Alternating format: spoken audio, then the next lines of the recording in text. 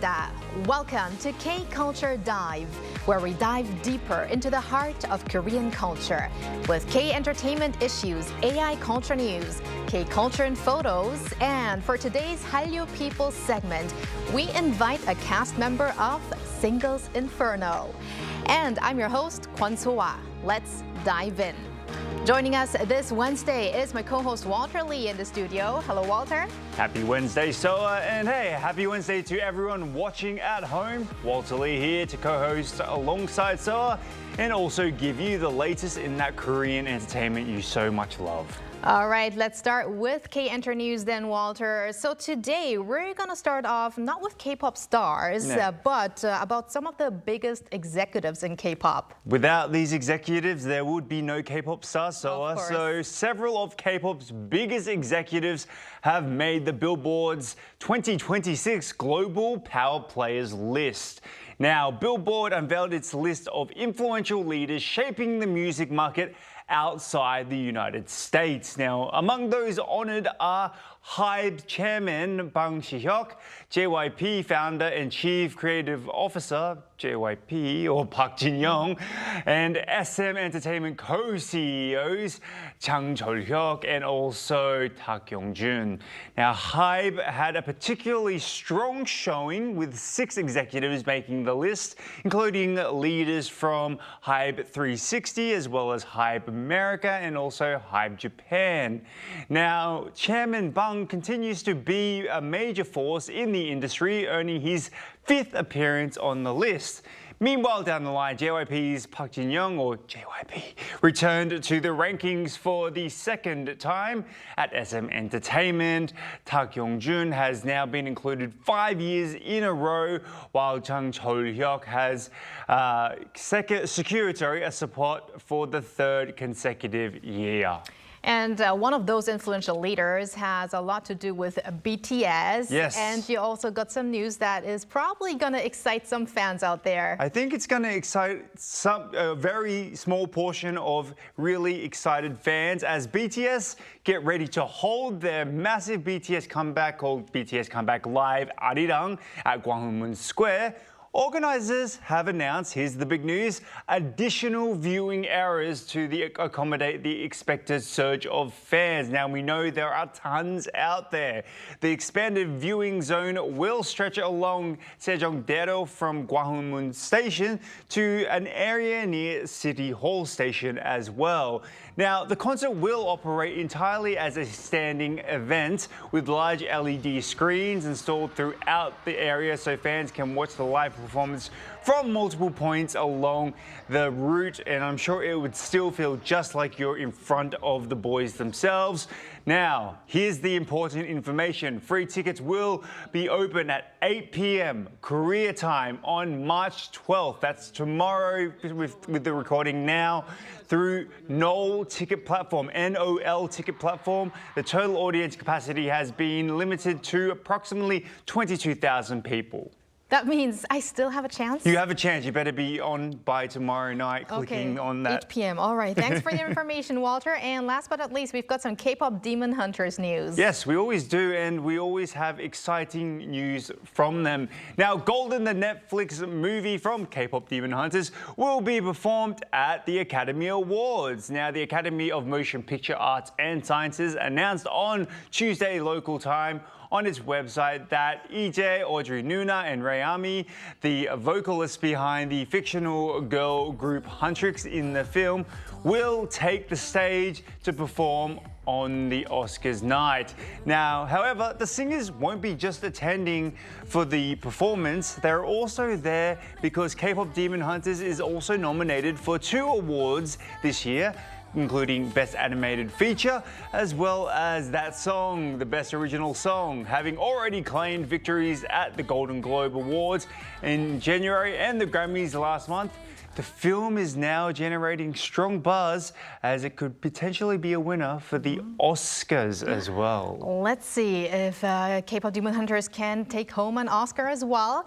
But thank you very much, Walter, for those updates, and stick around. Will do.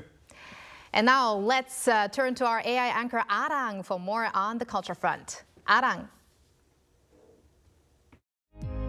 Thanks, Wa. Here's your AI guide to the latest cultural headlines from Korea. Let's begin with our top story. The World Institute of Kimchi has selected 33 people for its second season of Global Kimchi Ambassadors. The newly appointed ambassadors include renowned chefs, professors, Korean cuisine experts, journalists, and influencers. They will take part in diplomatic efforts over the next 2 years, carrying out a range of activities to promote kimchi's health benefits and cultural value worldwide. The World Institute of Kimchi is a government-funded institute under the Science Ministry, established to enhance the global competitiveness of the kimchi industry through science and technology. Total sales of South Korea's performing arts market surpassed 1.7 trillion won, or more than $1.1 billion last year. A recent report released by the Culture Ministry showed that total ticket sales reached 1.73 trillion won in 2025, marking a 19% increase from the previous year. By genre, popular music concerts recorded the highest sales at 981.7 billion won, or over $668 million, followed by musicals and classical music performances. The data also revealed a strong concentration in the capital region, with performances held in the Greater Seoul area accounting for more than 82% of nationwide ticket sales. The Culture Ministry pledged continued efforts to boost the performing arts sector in regional areas. Everland, a popular amusement park located in Yongin, Gyeonggi-do Province, will open its annual Tulip Festival next week. The festival, which kicks off next Friday, will showcase not only tulips, but some 1.2 million spring flowers from about 100 varieties, including daffodils and muscari. This year's event will feature enhanced garden displays, allowing visitors to experience vibrant spring blooms in diverse settings, from an infinity tulip garden to a Dutch-style giant tulip field. That's all from me. Turning now to a quick look at more K-culture stories making headlines today.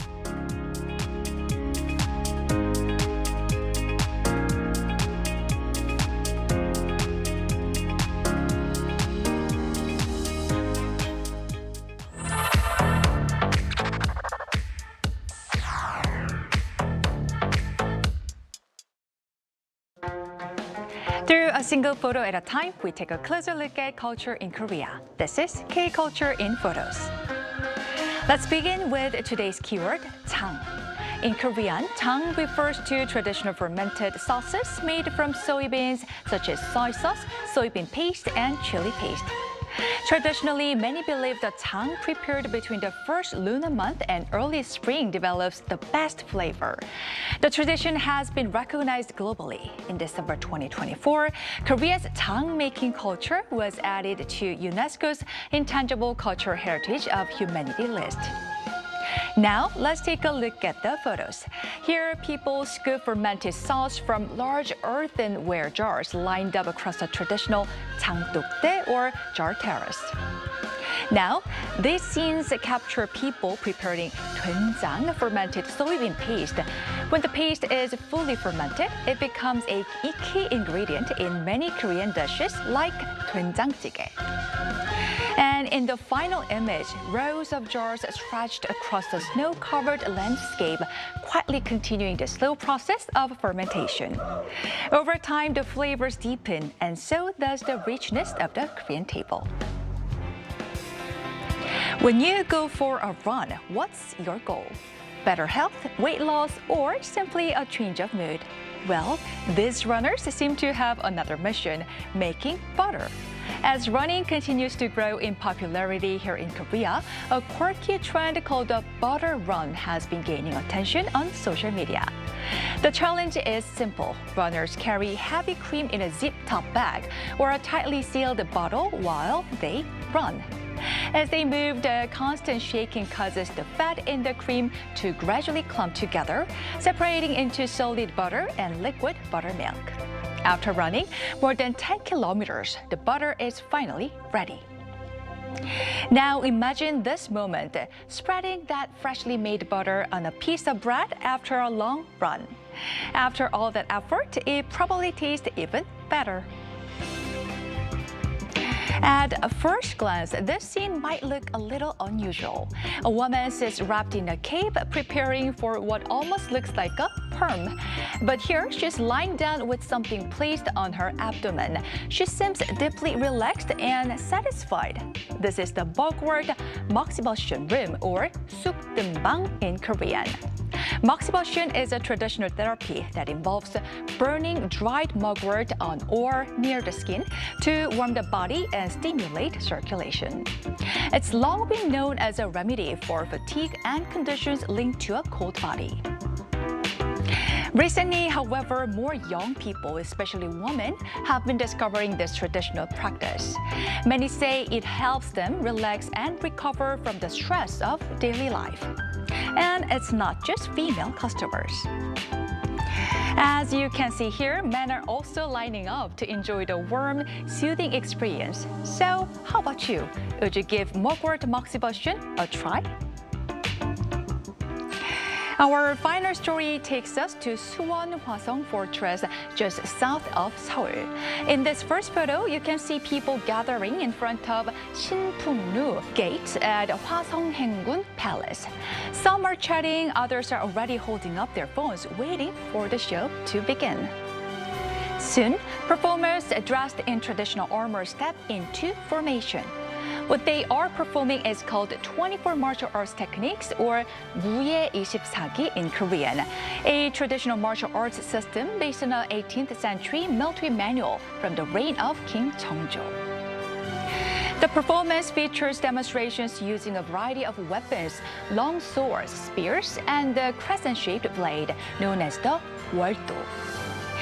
As the show unfolds, the powerful movements and weapon skills create a thrilling atmosphere for the audience. 24 martial arts trial performance at Hwasong has become one of the most popular attractions for visitors, bringing the spirit of Korea's historical martial arts back to life.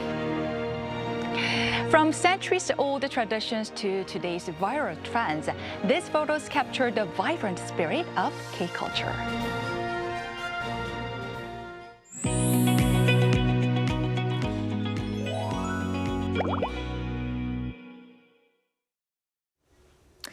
The Korean dating reality show Singles Inferno Season 5, or Solo 지옥 in Korean, saw global popularity, reaching number 2 on Netflix's global non-English rankings. For today's Hallyu people, we are delighted to invite one of the stars of the show who captured viewers' attention throughout the series and beyond. We are joined by Park Hee-sun. Welcome, Hee-sun. Welcome, Hee-sun. Thank you so much for having me. I'm really happy to be here today.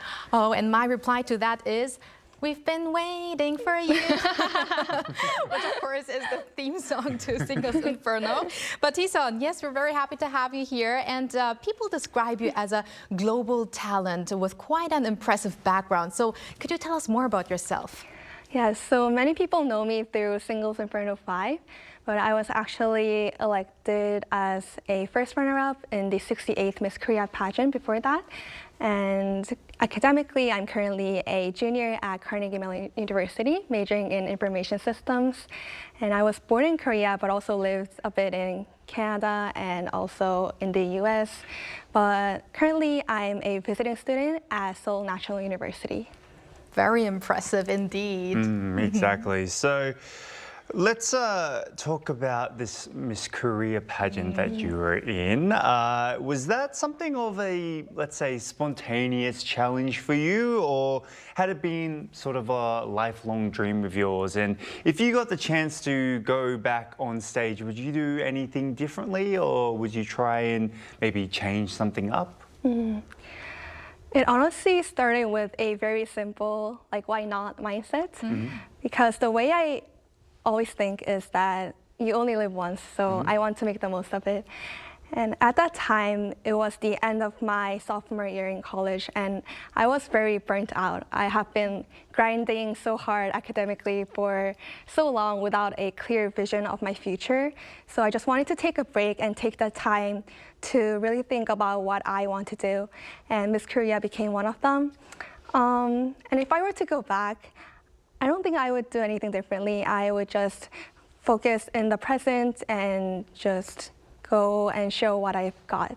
Right, and I mean the result was good as well. Yes, So. fortunately. Exactly. And going from reality star to Miss Korea, a few of your shorts and reels have actually gone viral. And the reason why they've gone viral is they show your cheerleading skills. So when did you first get into that exactly? I first got into cheerleading in around like 7th grade in middle school, and I continued on throughout my high school. Yeah, and I was surprised that so many people found my cheerleading videos. Like, I didn't even remember like they existed, but yeah, I'm so glad that people like them. And fun fact is, I actually also did ballet for 10 years as a hobby. Wow. And in school, I was also involved in like robotics, cross country, and service council. I think I just really like to try out a lot of different things, and I think that curiosity shapes like who I am. You really seem like a very active person, Hee-sun. But now let's talk about Singles Inferno Season 5. How was that experience?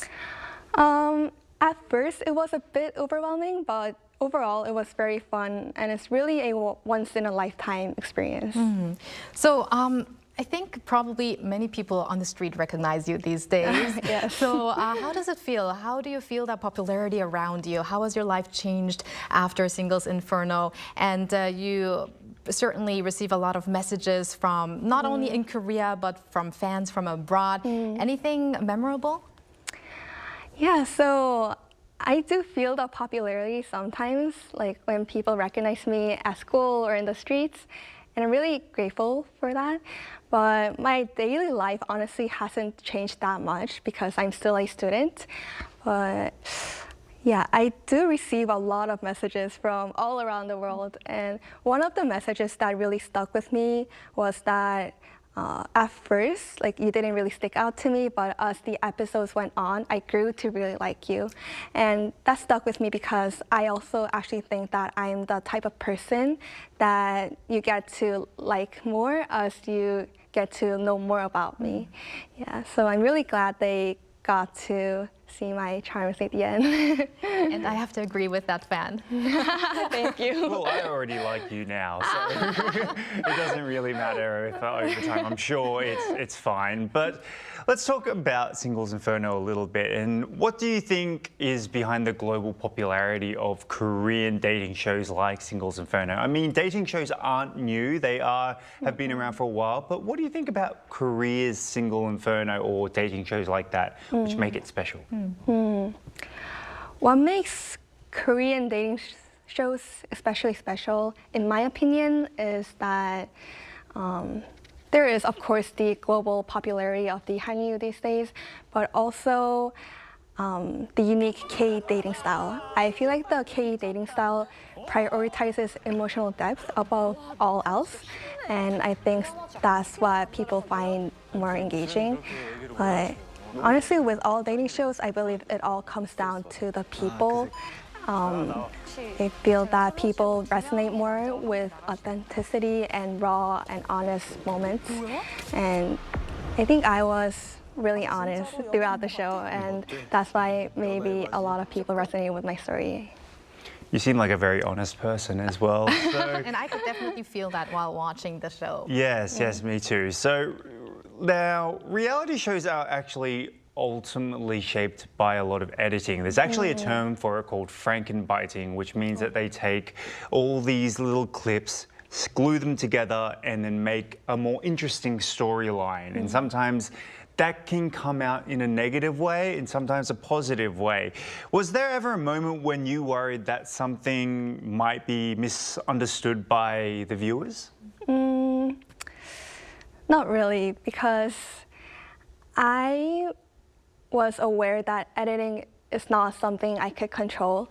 And so what I could control was how I acted in each of those moments. And I trusted that if I stayed genuine and true to myself, that my sincerity would eventually shine through. And I also understand that not everyone can like me. Like, I'm a person and I'm not perfect, and that's okay. So moving forward, I want to accept constructive criticism, but also ignore what isn't true and just stay true to myself. That's so impressive. I can't believe that you're still in your early 20s. I think someone like a person with your mentality is able to be on a show like that. It's really impressive, Hee-sun. But you already now have the fame through this show, and you've got an impressive educational background. I think many paths are open now for you. So could you tell us a little bit about your future plans? Yeah, I saw that a lot of people are actually so curious about my future plans. And honestly, I also am curious about my future because right now my top priority is my education. But as you've mentioned, so many new paths have opened for me. And I am open to trying out new things. But at the same time, I never really planned for my future. So I've never really planned for Miss Korea or Singles Inferno to happen, but it just did. So I just want to focus on my education, but also stay open to new challenges and just see how things go. We have something in common because I don't really plan ahead that much, but I ended up in broadcasting and things like that. And I also saw that recently you opened your YouTube channel. Yes. So that's another new thing that you're trying out, right? Yes. Okay, and is there maybe a side of real Park Hee-sun that you want to show to the public, maybe also through your YouTube? Is there anything that you would like to show to the world? That's a really good question. I feel like these days, a lot of people focus on my visible achievements like Miss Korea or Singles Inferno, but those are honestly really just very short chapters of my life. And there's a lot more to me that I would like to show. Like through my YouTube channel, I would like to show my late night studying and the self-doubting sessions and also like the discipline behind everything. And also a lot of people tend to think I'm like good at everything, but I'm honestly not. Like I also procrastinate a lot and I'm not good at a lot of the things aside from academics. So I just want to show more of my honest and softer colors throughout my videos and also my journey. Could you maybe give us a little hint on what kind of contents we could see on your channel as well? Also, the name of your channel, just for people who are watching, that would be fantastic. Oh, yes. Thank you for the promo. So the name of my channel is Hee-sunny Day. So it's derived from my name. It's like sun, so sunny day. For my upcoming YouTube video, I'm thinking of doing a Q&A. I actually already filmed it and it's going to be released soon. But for my upcoming videos, I want to show more of my studying videos, like study with me content, or also like some fashion or makeup tips. Okay, so excited about that. Yes, and finally we have, sorry, before we go, some people now describe you as one of the faces of Hallyu. I mean, what a great name that is to have. And do you feel the sense of responsibility and maybe also the pressure of being the face of Hallyu? So as a proud Korean that has lived abroad, I've always wanted to contribute to spreading Korean culture more globally. So in high school, I actually volunteered to teach Korean and also made some videos introducing Korean culture, similar to like Arirang TV.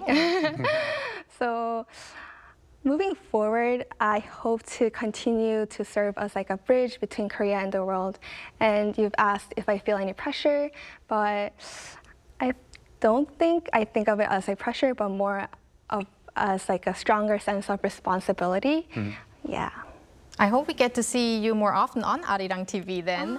And now, finally, Hee-sun, would you have a message to your fans out there and maybe also to the other cast members of Singles Inferno Season 5? Yeah, so firstly to my other cast members, I just want to say thank you so much because everyone had their own unique charms and they were all so honest throughout the show. And I would also like to really thank Netflix and Shita Company because they really beautifully captured my early 20s. And to my fans, I'm so grateful because they really made everything worth it for me. Like all of the kind messages, like I read them every day. And like sometimes I cry. But I just want to say, please continue to follow along and support all of us. All right. Thank you very much, Hee-sun, for sharing your story with us today, and really enjoy this post-singles Inferno moment. And we wish you the best for your future endeavors. Thank you. Hee-sun. Thank you so much. And thank you, Walter, as always. I wish we could appear on the 6th season, but I guess we're a little too old for that. But yeah, maybe I could be on like singles ajushi version. maybe. All right. Thank you, Walter, and we'll see you next time. And see you next time. Thanks for watching and your interest in everything K-culture. Please tune in again tomorrow, 2 p.m. Korea time. Keep diving.